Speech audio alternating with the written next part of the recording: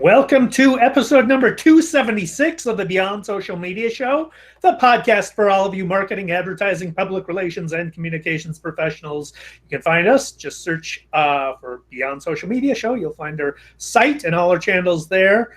We are recording live on YouTube on July 19, 2019. Plenty of things to talk about this week, as usual, including Drunken Aliens, Moon Landing Recreated, Oscar Meyer B&B, Immersive Movie Universes, Twitter Redesign, P Analytics, Lifestyle LinkedIn, Amazon Pays, Leaky Extensions, FaceApp, Signup Clutter, Spearphone, copy and paste websites, and a bunch more. Biel kicks it off with the best story of the week. Biel, you got a doozy. What is that story? Well, Bud Light has newsjacked the alien raid that we told you about last week. So Bud Light has come up with a beer, free beer for any aliens who escaped during the Storm Area 51 event, which, as I told you last week, was a joke that started on Facebook in a group called Shitposting. So if you don't know, you're looking at a satire.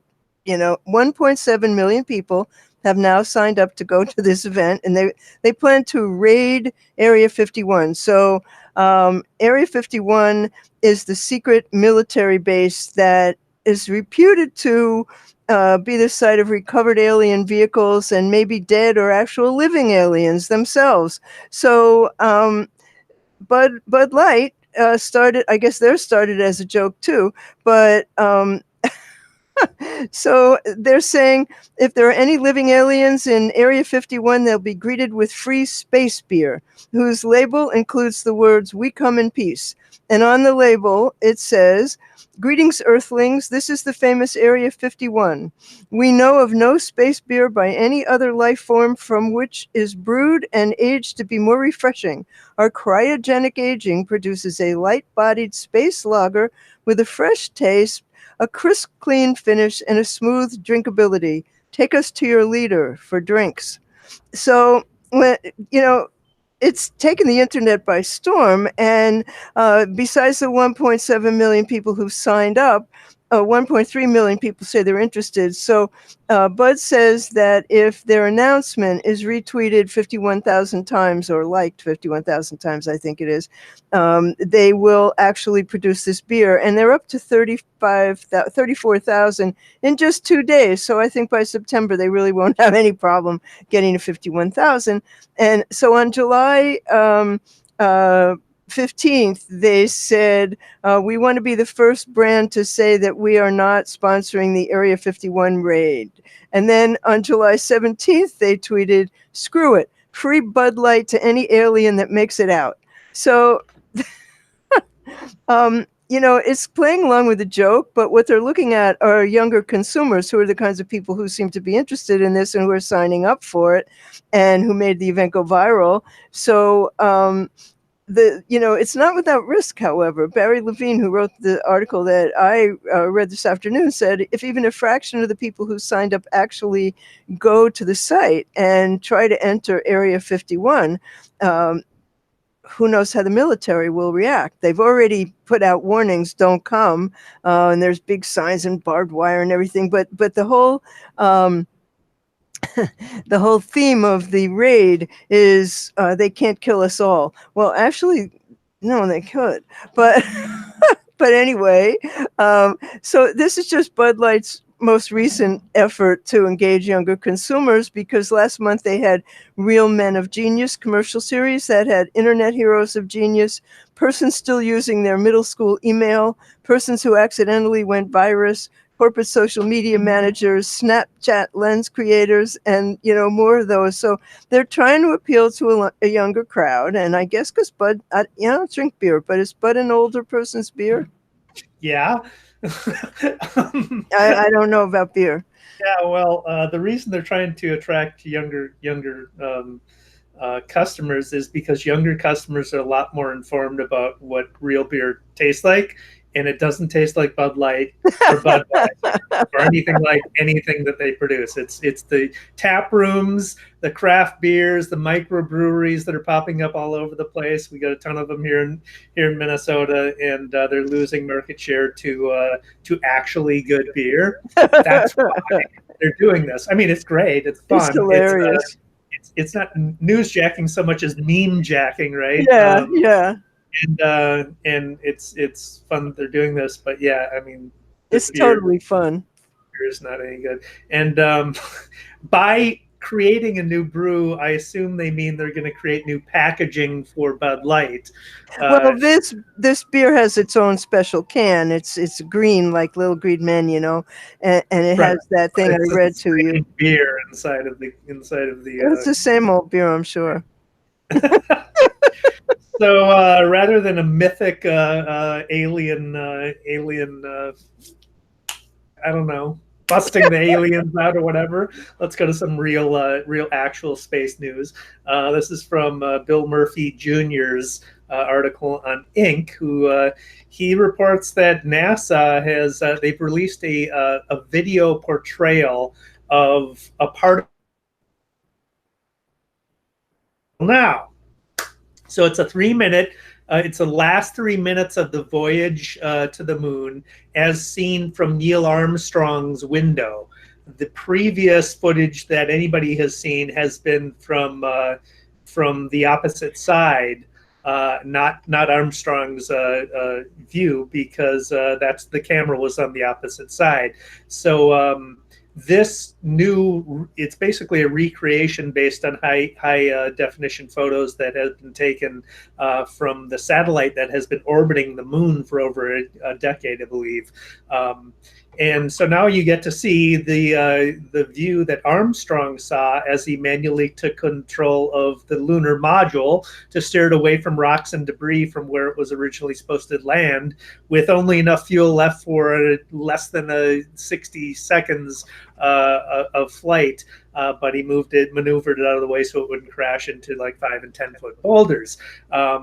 So the NASA team that's working on the Lunar Reconnaissance Orbiter, which is the satellite that I mentioned, has recreated the simulation. It's reconstructed using real images taken by the Lunar Reconnaissance Orbiter that shows Armstrong's point of view. It's actual photography. It's not CGI. And the statement quoted in the article released by NASA about the project was the LROC, the Lunar Reconnaissance Orbiter team, reconstructed the last 3 minutes of the landing trajectory, latitude, longitude, orientation, velocity, altitude, using landmark navigation and altitude callouts from the voice recording of the that is so cool. From this trajectory information and high-resolution images from the orbiter and topography, they simulated what Armstrong saw in those final minutes as he guided the lunar module down to the surface of the moon. So the video shows side by side the original footage from the right side of the lunar module, and then the new recreated imagery or video of what Armstrong actually saw. It's very cool. I can't wait to see that. I can't get enough of all these recreations, and there was something that I saw the other day about this rock that he picked up, like wasn't part of what he was supposed to do, but he just decided to pick it up, and it turns out to be the most valuable thing that they brought back, and it's in this high security area. And the guy who's in charge of it said, every day I come to work and every day I feel like a kid in a candy store. He said, it's just so great to be able to touch this and to be able to study it. And, I just hope people are as excited about this as we are, Dave, because it's so great. Yes.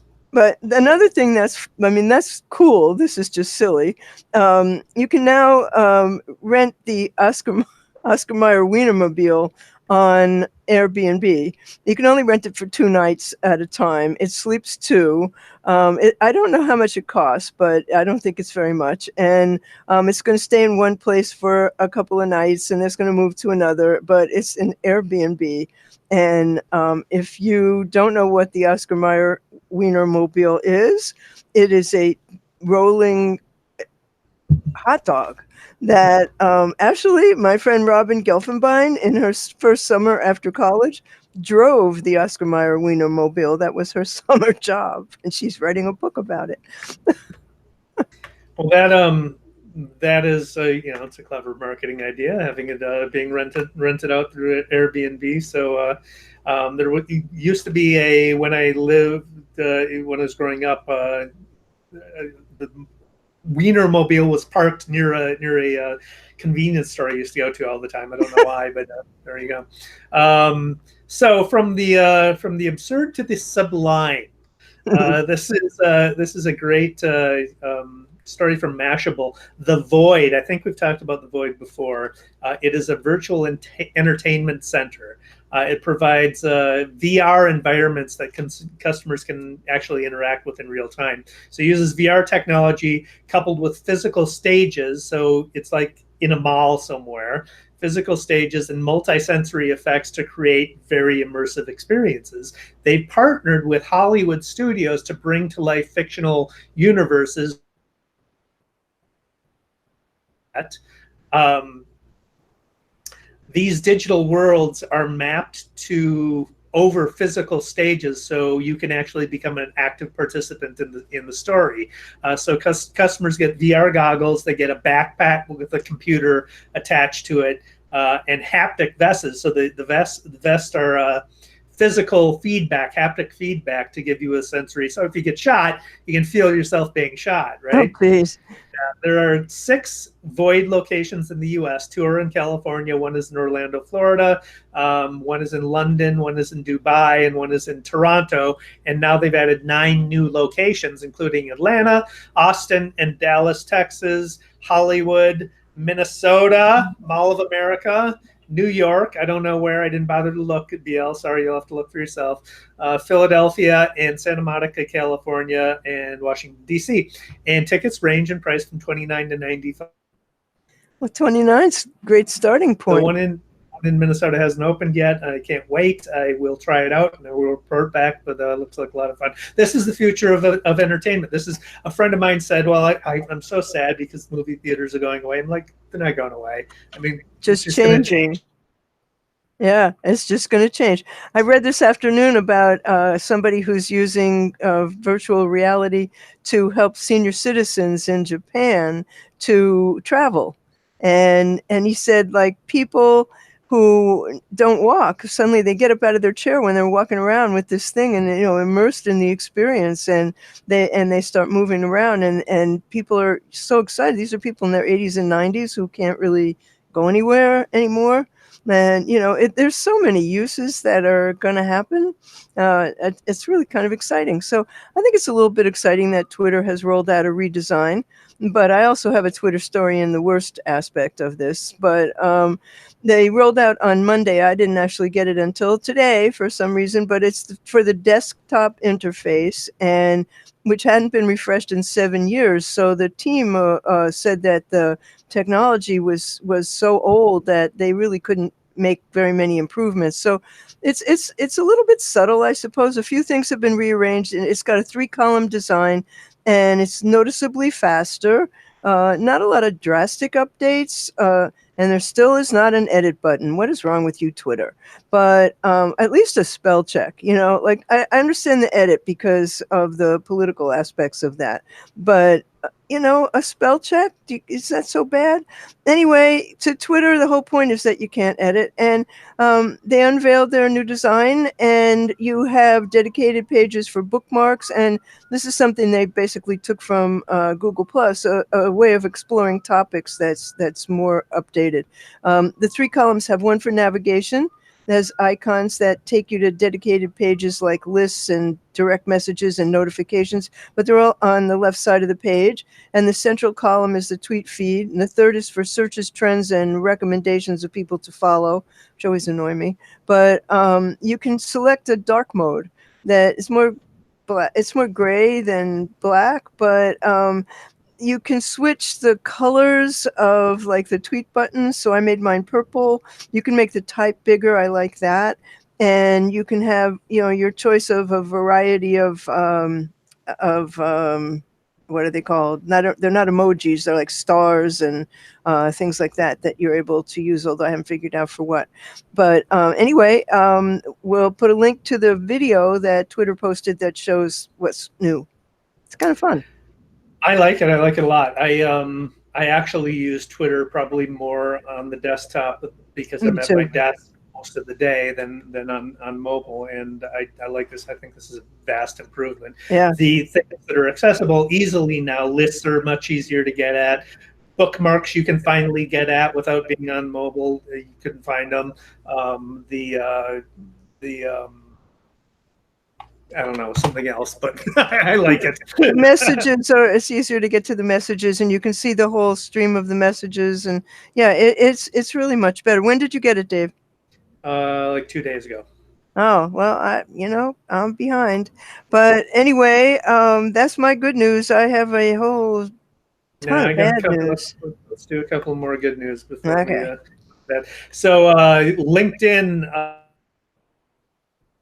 Dave's sound is cutting out. And this is an interesting article on LinkedIn about so publishers have found that they are finding success with content that is not necessarily professional or career related content on LinkedIn, which is something that we think of LinkedIn as basically strictly for, is professional stuff, right? But like what gadgets to buy is working well. Do-it-yourself activities at home, headlines about lifestyle news, not just professional news. Some examples the article gives is Cheddar has started sharing videos on that aren't business related. So Cheddar is the Twitter specific news network for business news, but they've been finding success sharing videos about dogs racing on treadmills and a guy getting a butterfly removed from his ear. So not really professional related. Wired has posted articles about eating in space and male birth control, and USA Today has shared stories about how to paint your room, Starbucks' new tie-dyed Frappuccino, and weird products to buy on Amazon. So they are also finding, publishers are also finding that they can share frequently on LinkedIn without being punished by the algorithm, as you do when you share frequently on Facebook. So Cheddar posts 40 to 50 times a day. Today posts about 3 to 10 times per day. Wired posts once every hour or two. Wired started posting more at night, according to Indu Chand, I had pronounced this 5 times before we did this podcast. Chandrashkar, who is the director of audience development at Wired. And there's a quote from Indar that says, "We share pretty much everything we publish, but our business, security, science, ideas, and long read articles tend to do particularly well. We're also currently testing doing more posting at night on LinkedIn. This is when the audience is more active and you reach people with a broader range of interests than the people who are on LinkedIn all day for work." So if you think about it, really, people are on LinkedIn during the day and using it for work, or using it in a very specific way, as opposed to people who are on it at night, who are probably a mix of people who are looking for jobs, career advancement, some type of thing like that, or some professional development, or just now catching up on the news, which doesn't apparently have to be just career related either. Well, I guess maybe LinkedIn wants to be the new Facebook because people are so pissed off at so much of what Facebook is doing. And LinkedIn seems to be a cleaner platform for this. I mean, cleaner in the way you see things, not the content. But I don't really need LinkedIn to do that. Do you? Oh, Dave. Better than the other channels, I think. Better than Facebook. Better than it's. Yeah, I think it's vastly becoming better than the other channels. My last good article. This is from CNN. Samantha Murphy Kelly, who reports that Pampers has announced a line of, wait for it, smart diapers that will track when your baby pees, as well as monitor its sleep patterns. So the Lumai by Pampers line includes activity sensors that secures to a landing on the front of a baby's diaper. It comes with a baby monitor and a 10-day supply of diapers. Additional packs, of course, will be sold separately. Pricing hasn't been finalized, but the sensor works as the corresponding app to log your kid's pee and identify patterns. The app will display one of 3 diaper statuses: dry, wet, or very wet. It will launch this fall in the US, and there you go. What the world needs now, right? Analytics. That's great. All right, I'm on to bad news. That's funny, actually. Amazon, as we discussed last week, owns half the world already and knows more about you than probably second only to Google. And they recently, on Prime Day, offered customers a $10 coupon in exchange for tracking them all over the web, as if they weren't already doing that, in a promotion that experts say offers them an unprecedented view into your individual browsing habits. So, of course, they can advertise to you. I think Amazon is, the Walmart of the of 2019, and there's some things that are disturbing about it. Really, they are cooperating with ICE for one thing. They own or they are involved in. I forget the number. It was like a huge amount of all the businesses on the planet, and getting bigger all the time. And I love the idea of paying you for your data, but $10, give me a break. Well, you always hating on Amazon, BL. So I can't remember where it was I read it, but there was a study somebody did that people invariably overestimate the value of their personal data. Turns out that $10 is a little bit over what it is actually valued at. So your data individually is not worth as much as you think it is. Why is that? Is that because it's already out there and they're not really getting anything new? It could be that. It's also that data isn't valuable individually. It's valuable in the aggregate. And in the aggregate, you need to collect a lot of it for it to be actually valuable. I don't know how many people took them up on it. I couldn't find that statistic.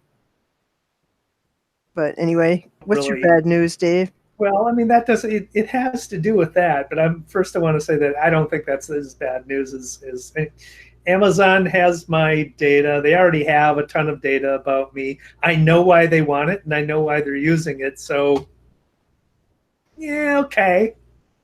I get what their motives are, and that's better than a lot of alternatives, such as this one. Jeffrey A. Fowler of the Washington Post writes about an investigation he did into browser extensions and how browser extensions are stealing your data. So if you want to be worried about it, this is terrifying. So he did he worked with a security expert to examine a bunch of browser extensions that are basically leaking data all over the place. It's a long article, so I'm not going to go into all the details of it. The short version of it is they use a service called Nacho Analytics. And I think I've mentioned this in previous episode. Nacho Analytics is not your analytics, Nacho Analytics. Get it? So it was all the rage at a conference I went to a year ago for marketers, because it allowed you to basically see the analytics, like Google Analytics type detail of any website. And so they used this and found some personal data that was exposed on websites. And it appears that Nacho Analytics is buying data from third-party extensions. So I think that's where the article tied the third-party extensions into. But most of the data that was being revealed was a result of poor web design of the websites that had the data. So you see these URLs that have all these different parameters in them. Sometimes you'll see a parameter that says F name equals L name equals. That's a way of passing information, first name, last name, to a backend database through a URL, which of course is public, and that's how data gets exposed. That's poor design and the website, not necessarily. But anyway, this article lists a whole bunch of third-party extensions that appear to be selling personal data to third parties, and so you don't know where that data is coming from. So that's what you should be worried about. Well, I got another one for you to worry about. The other thing that went viral in the last week was the FaceApp that shows how people age, and lots of celebrities were doing it. It takes photos of people and it ages them using artificial intelligence. So it shot to the top of Google and Apple store charts this week, and all of a sudden privacy advocates are waving red flags because it's made by a Russian company, and they have very vague legalese about what they're doing. So word spread that the app might be a disinformation campaign or might be secretly downloading your entire photo album. Leaders of the Democratic Party actually warned their campaigners to stop using the app immediately. And the most unsettling part of it is how much data it was sending to its own servers, which who knows what happens there. It's not just your face, apparently, that FaceApp can gobble up. It's your age, friends, family members, and their faces get uploaded too. The terms of service grant it a perpetual license to our photos, and they claim that they delete most of the photo, that most in quotes of the photos from their servers after 48 hours, but you don't really know if they do, and they're Russian. So it's a mobile app. Yeah. So what it would have access to, I mean, it could have access to everything. It does. But directly those types of apps would have access to your camera roll, which, Mm-hmm. if you've owned your phone for a long time, like I have, you've got a ton of photos on your phone. And your family members in them and all that. Yeah, and there's contact data on your phones. There's a ton of stuff that could be exposed to that. I think the most disturbing thing about that app was, I mean, I saw all of a sudden all of these aged photos appeared in my feed on Facebook of all my friends. The most disturbing thing about that app to me was how accurate it looked.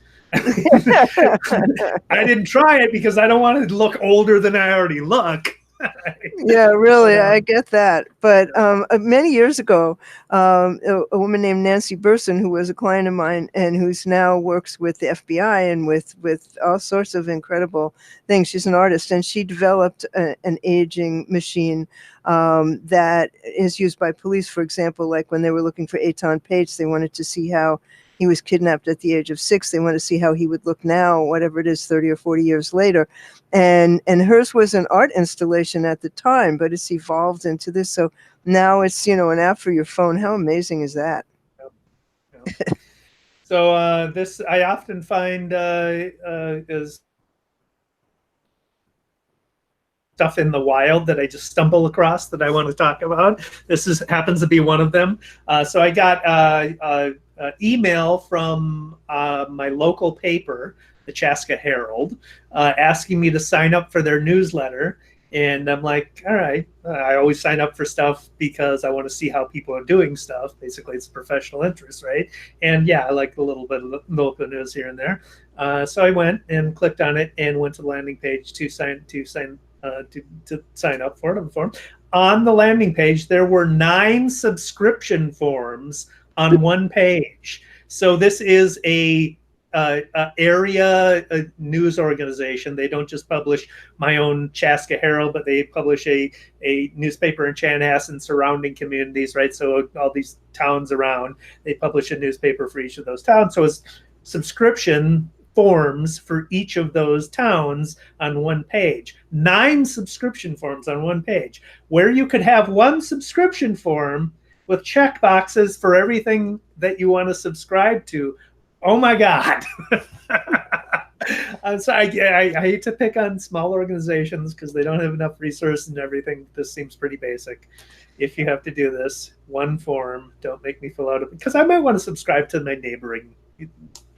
Right, exactly. No, but the thing that really gets me is when I want to unsubscribe from something and it asks me to put in my email. No, just my email. You're sending me fucking mail every 5 minutes, and you want to and then I just send it to spam. I mean, there's so much of that kind of thing that you just really wonder who's doing it anymore. Or who hasn't done it in a long time is probably more what it is, right? They haven't updated anything. So I have something else for you to be paranoid about if you have an Android phone. It's a new side channel attack that could allow malicious apps to eavesdrop on the voice coming out of your smartphone's loudspeakers. Now, you know how those people piss you off who walk around in public spaces with their phone on speaker and they're having a loud conversation and you're hearing both sides of it? Well, guess what? This is you, and it's going to hurt you. If you have an Android phone, it's very likely being hacked. If you do that, if you use it on speaker, and the attack can be triggered when the victim either places a phone or a video call on the speaker mode, or attempts to listen to a media file, or interacts with the smartphone assistant. And the report says it doesn't take a genius hacker to get this information. This is how it works. It takes advantage of a hardware-based motion sensor called an accelerometer that comes built into most Android devices, and it can be unrestrictedly accessed by any app installed on any device, even on your device, with zero permissions for that app. And so an accelerometer is a motion sensor, and it lets the apps monitor the movement of the device, like if it tilts or it shakes, and it produces aerial speech reverberations in the body of the smartphone loudspeaker when that mode is enabled. So researchers tested the attack against smartphone assistants, including Google Assistant and Samsung's Bixby, and they successfully captured the output results from the phone's loudspeaker. So the Spearphone, it's called Spearphone attack, also can be used, this is the scariest part, to learn about the contents of all the audio played by the victim selected from the device gallery over the internet, or voice notes received, or internet messaging applications like WhatsApp. So if you are running around not using headsets and using the speaker, this is what's going to happen to you. So the report said, do not downplay the threat level of the attack. Personal information such as social security number, birthday, age, credit card details, banking account details consist of basically numerical digits, and this can be picked up by this thing, this Spearphone. So what can you do about it? Apparently not much. Except get headphones. Get headphones. Use them. Okay. So this is a caveat emptor for any small business owner who doesn't know anything about websites. Pay attention. So I have a client that got a website designed by a company that runs a directory listing businesses within his industry. This company that hosts the directory, and basically it's a copy and paste website. So they have a formula, they have templates for this website, they provide copy for the website, they provide images, and the only thing that they basically copy and paste a website because they know the industry and they know the types of services. So if it's a car repair shop, for example, there's services that every car repair shop in the world offers, right? So they know what those services are. They have copy written for each of those services, and they have imagery ready for each of those services. They changed the name of the business and the logo for the business and changed the about page copy. They have the owner send them some copy for the about page, and that's the only thing that they need to change for the website to get them a new website quickly. And all the rest of the copy is the same on every client they have on that website. So That's horrible. The problem with that is you're not getting a unique website, and Google does not like duplicate content. So there's tons of businesses out there who have, and Google is only going to list one because they don't like duplicate content. So the way to do that is, if you think you have that type of a website, or you might copy and paste, copy the text from one of your services pages and just copy all of it and paste it into a search engine and hit enter on Google. And if you see a bunch of other websites coming up, then you can see that you've got a copy and paste website. And the reason that I got contacted by this guy is his website wasn't showing up in search. Well, there's a reason for that, right? Because he has this website. So if you've got that problem, you don't have any visibility. Wow, that's scary. Where? Yeah, your sound is cutting out, Dave. Does that bring us to shiny objects? Indeed. What do you got? This is kind of cool. This is the Do Not Pay app. And what it does is it automatically cancels your trial subscriptions. And it was created by a 22-year-old wonderkind. And it's also the home of the world's first robot lawyer. And you can sue anybody at the press of a button with it. It's free, and you keep 100% of what you save by not have, when you sign up for free trials and you have to give a credit card, they're betting on the fact that you're not going to come back and cancel. And most of us forget. I put it on my calendar, but sometimes I forget even then. And so you end up getting charged at least for 1 month, and hopefully you look closely enough at your credit card that you realize that, and then you cancel it. But this just does it for you. It has a credit card that it uses when you have to register a credit card. You don't register yours, it registers theirs. Okay, that was my follow-up question. So what kind of information they're stealing from us? Well, who knows? Who knows? Well, they're not taking your credit card because you don't have to give one. That's great. So this is really good. This is from Jennifer Cannon at Martech Today, who reports that HubSpot users who are using the free CRM tools that HubSpot offers will now be able to send targeted emails and manage your social ad spending because HubSpot has announced they're giving that away basically as part of their free tier.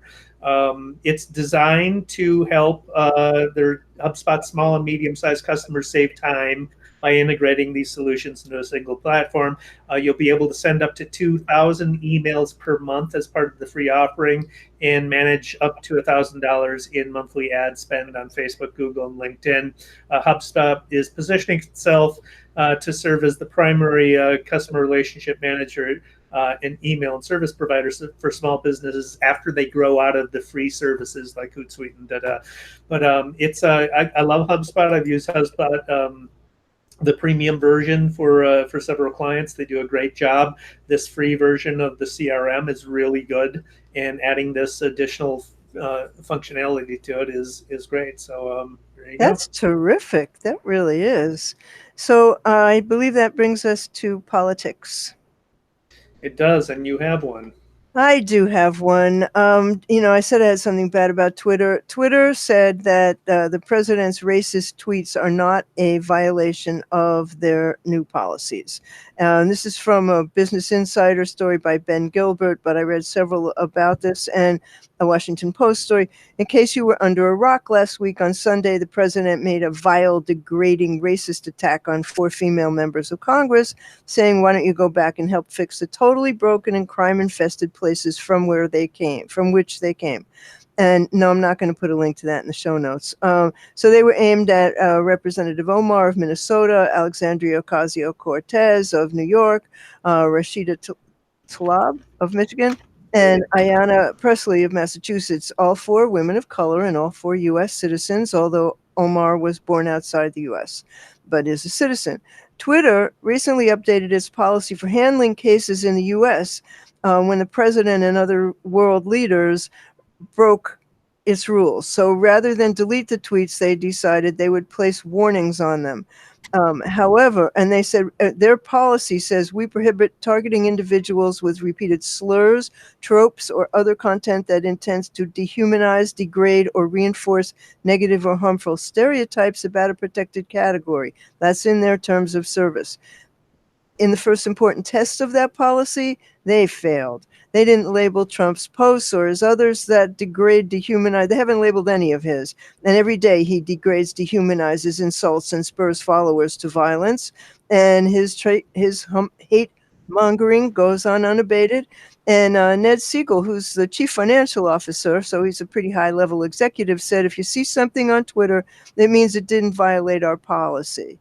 It's clear that this stuff violates their rules, and they should at least label it, said researcher Heidi Barrett, who's the director of the Southern Poverty Law Center's Intelligence Project. And I think Twitter should decide that what their community standards are and enforce them even when it's Trump. Yeah.